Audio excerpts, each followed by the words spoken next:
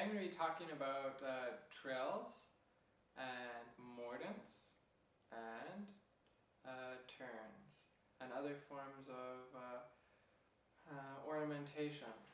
So ornaments, they're little extra tasty tidbits in music, and I'm going to explain how to play them, what notes you're going to use. I'll just try to give as much information as I can on them. Okay? So let's. Hey guys. Okay. So trills, what are they? So a trill is basically a short little ornamentation. You'll see this a lot in Baroque music, a little bit in classical music, but not as much. And also, again, you'll see it in Romantic music. Now, you'll see different types in different periods of music, and I think I'll get into that in a lesson very soon in the future. I'll do a little bit of music history lesson for you guys. Anyway, so I'm going to show you basically what they are. Now, I'm sure you've seen or heard these played before, but you didn't know the name of them. Now, whenever you see someone doing something like this,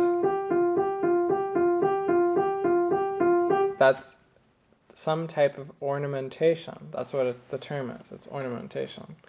Now, the way you do it depending on how you do it. That's what is going to determine what you're doing, like what the name of whatever you're doing is going to be called.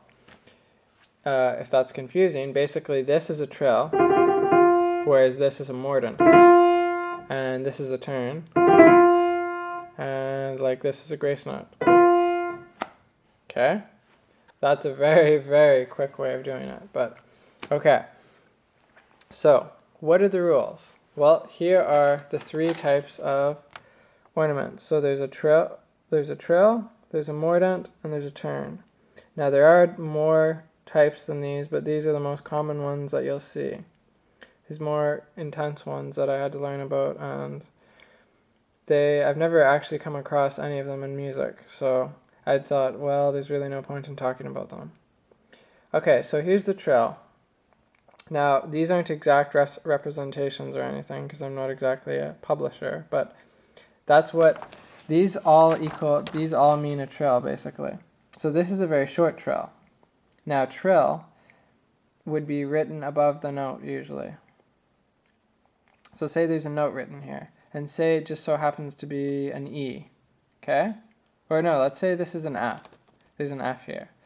So what we would actually do is we would actually play here on the upper note instead of the F first. We would do this, like that, and end on the note that was written by.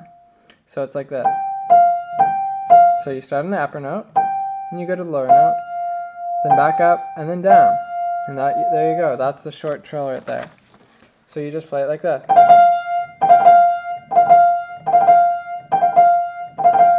Just like that. Now, when you get into something like this, that's more of an extended trill. So usually they'll have they'll have a dotted half note, and it'll go for most of the bar, and they'll have this above it. So basically what they're telling you to do is count for 3 beats, or however long this thing is going, and just keep trilling over and over and over until that thing stops, basically. So you just go. You just end whenever you're supposed to. Man, I need to practice that. I kind of suck at it now. So how do you do that? How do you practice it? Well, do a slow motion version of it. So like this. Now the important part here is to separate your hand from your fingers, because your fingers have to move fast, and your hand can't really move very much, because if it does, what's going to happen? Well, you're actually going to have a lot of turbulence with your arm. Like it'll be flopping around like a fish. So what you need to do is practice just holding your hand up and moving your second finger and third finger up and down like this. Just up and down. You can try doing this, different things, getting the flexibility, or not the flexibility, the dexterity up. And as you do it more and more and more, you'll get better with it, and I'm still not that good at it.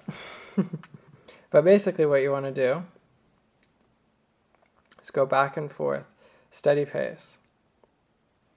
I used to be better at it about 2 years ago, back when I used to be able to play piano all the time, but I have tendonitis right now, so if I play too much anything, then my hands hurt really, really bad, and my hands like curl up, and yeah. So I'm not as good at demonstrating as I used to be, sadly.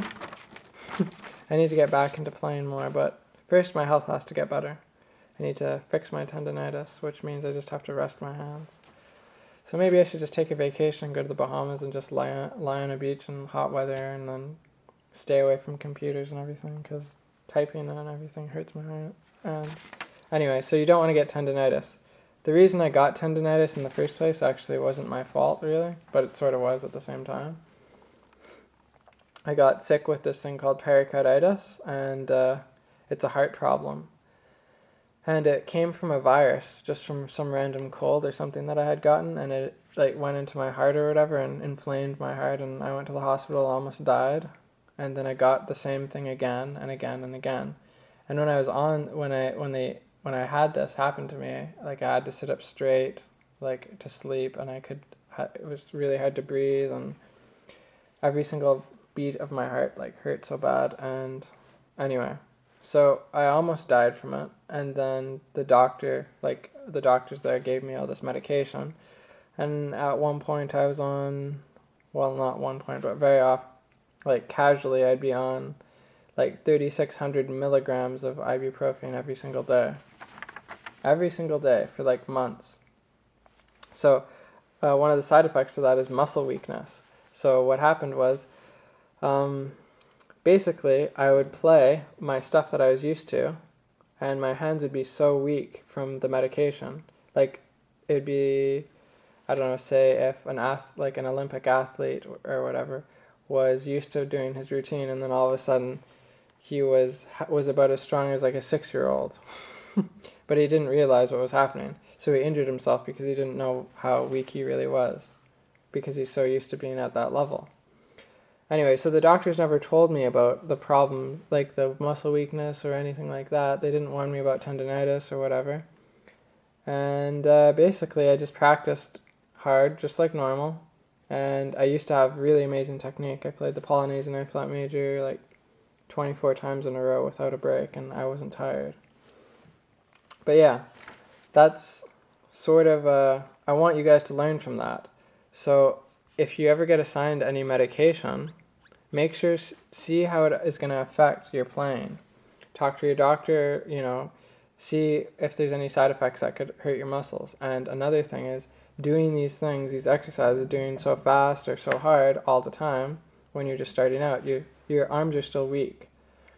They're not used to doing this much stress. So what you need to do is basically train them up slowly. And if you feel any pain, stop. Just stop right away, please. I don't want you to get the same thing I got. Okay? So make sure, don't follow the same thing that I did. Even though I knew that, like, my arms are hurting, I didn't realize what was happening, because I had felt, like flames or whatever on my arms, and I'm like, I'm building my muscles up, and that was always fine before, but then I started getting all this pain, and I didn't realize what was happening because my muscles were just screwed.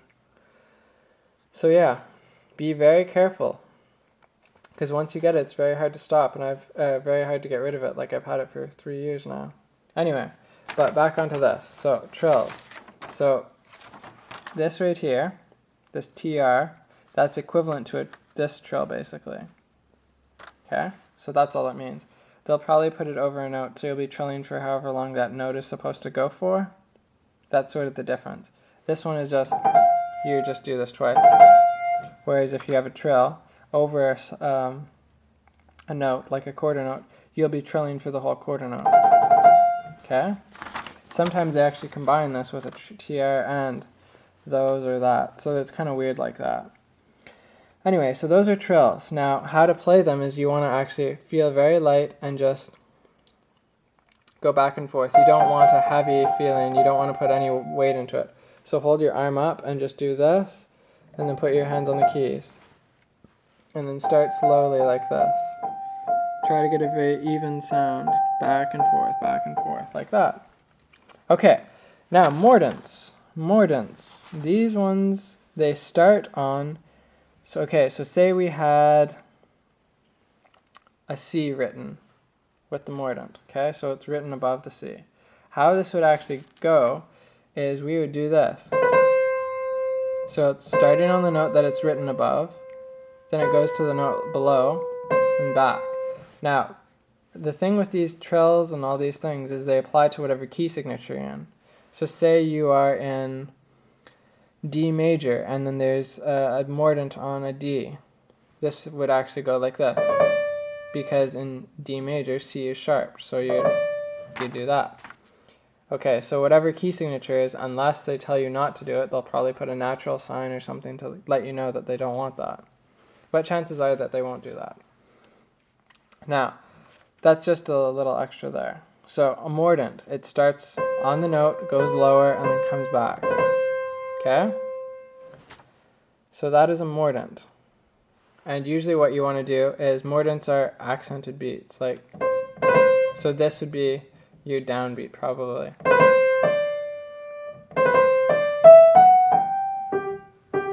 And no, I'm trying to remember that. I can't remember how it goes, but there's a grade 3 song. I think it's Minuet in G major by Bach. It's a really nice piece and it has some mordants in there. Okay, anyway. Now the next one is turn. Well, a turn. Now how turns work is you're actually going to do this. You're going to have your hand up like this, and then you're going to put your thumb like this. And then you're going to lay your thumb down, and then as it goes, these are still going to come down like this.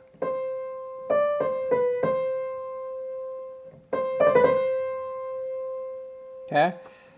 Now they do it that way sometimes, or they just do it like this. So I'm going like this. 4, 3, 2, and then I tuck my thumb under and hit the 1 right there, like this. Or like this. So in slow motion. Ooh.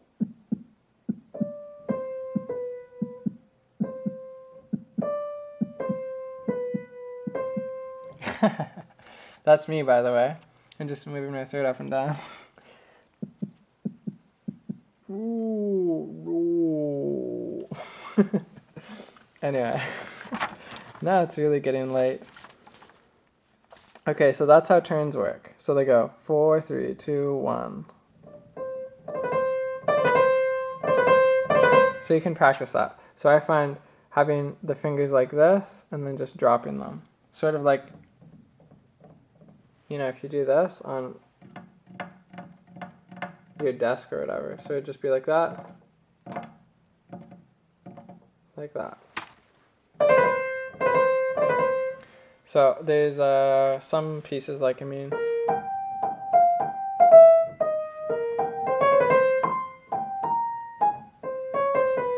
this one's a little bit special because we've got a D flat here and a B natural.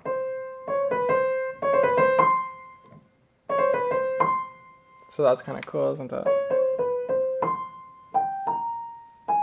That's from Chopin Nocturne in E flat major. That was one of my favorite pieces. I just love that piece so much. Okay, so that's a turn. Now, the next thing is grace note. Now, grace note sort of looks like this. Not this, but this. I'm just showing you what it would be looking by. Now, what they mean by this is it's like they've got a very small note where they want you to play, and then a line through it. Usually it's an eighth note or something. And what they would want you to do is, say your grace note was written on the C, and your main note, the big one, was on the C below that. So it'd be like this. This is how you'd play it.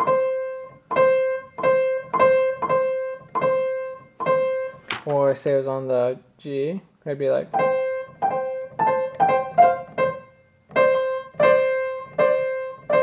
It's almost like hitting the note and going right to the next note right away. So it's like.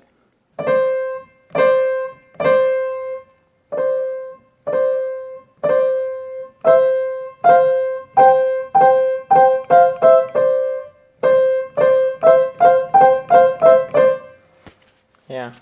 There's a part in the second page of the minute waltz.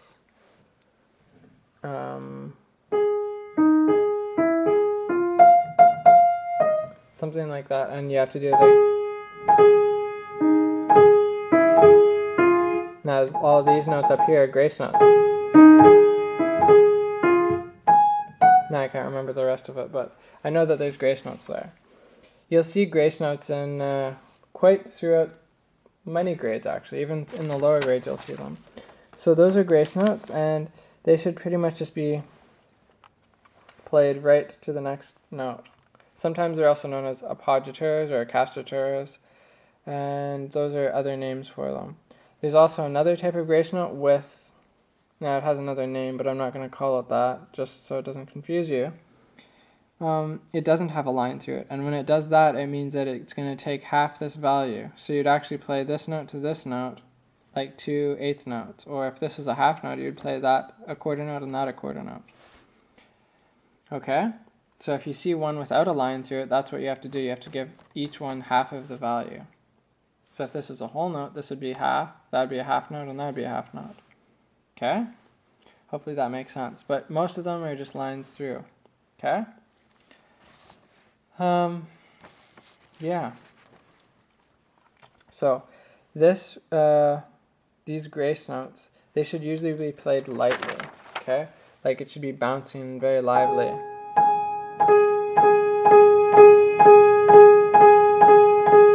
You kind of want to ring it out, sort of like ringing a bell, like ding, ding, ding, ding, ding. It's a really nice sound when you get it all together. Now, also when you do those turns, try not to hammer them out too much. Try to keep them light. That is by keeping most of your arm weight off your fingertips, but holding it up with your shoulder almost. Like that. It'll just take a lot of practice, and you have to just sort of practice getting to the bottom of the key lightly. So however you can get to the bottom of your piano's keys lightly, do that. So it's not like you're just like, so you're not doing this kind of thing where you're pushing down, but you're holding back your arm. It's like your shoulders holding up your arm, and then your fingers are just kind of dancing over it. And your hands are just kind of like, they're just, think of it like this. Think of this part, like the forearm here is like the spaceship, and here's the like abducting tentacles or something. So the tentacles move, but the spaceship doesn't. Or you can think of this as the shocks or something in a car, right? They go up and down, like they control the motion, whereas this is where the passengers are sitting right here. And you want to keep that as level and as smooth as possible so your passengers can be happy when they're listening to their iPods. Mommy, my iPod fell on the ground. Oh, it's okay, honey. Boom. Oh, my head hit the roof. It's okay, honey. Oh, my head went right through the window. It's okay, honey. Boo! Ah!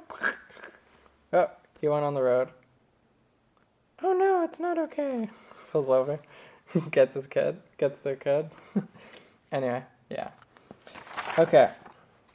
So, those are trills, mordants, turns, and grace notes. I'm going to try to find a couple examples in sheet music for you quickly, so just so you can see. It was Menuet in G, but it wasn't by Bach.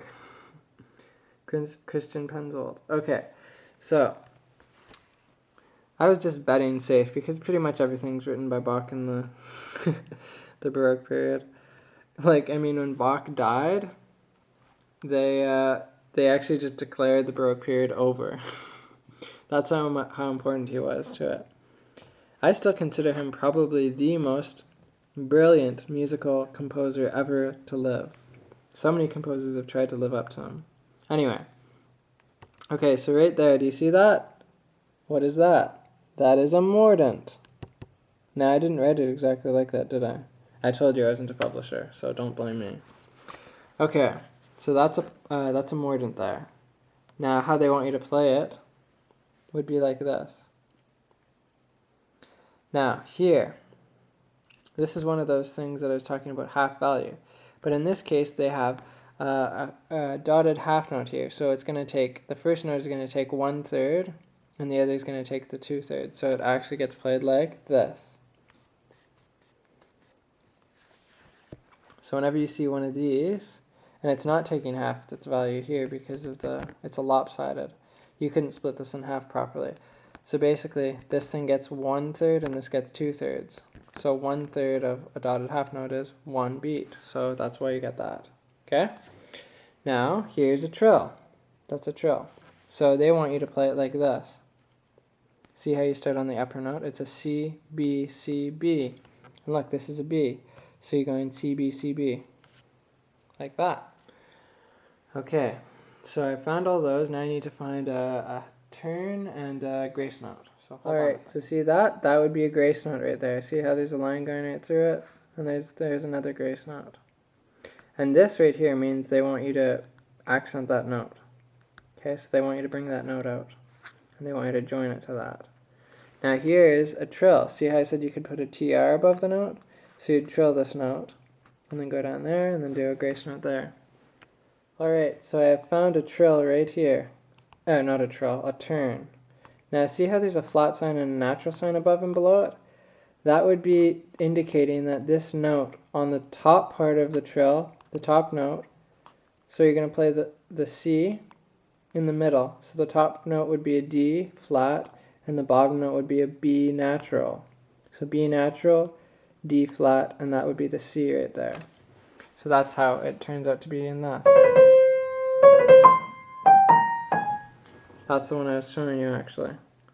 Because I couldn't find a trill or a turn in any other thing. Right here, these would be grace notes as well. Okay, so da da da da. Now, the way it's actually written though, since there's no lines through them, you'd actually play all 4 of these, evenly basically. Right before this actually comes in. So you go da da da da, and as you hit this, then you'd come in there. Okay, so that is Trills, Turns, and Mordants. Woohoo! So isn't that a lot to think about, hey? This piece is written in a cool time signature, 12/8 time. Isn't that interesting? See, there's 1, 2, 3, 4, 5, 6, 7, 8, 9, 10, 11, 12 eighth notes in that one bar. Anyway, see you later, guys. Lesson there. The trills, when you're playing them, the biggest thing that I'd say is try to keep in mind about feeling your arms feeling free. Try to feel them feeling light, not heavy, okay? Listen to the sound you're getting from the trill or whatever your ornamentation is. Alright? Okay. Take care.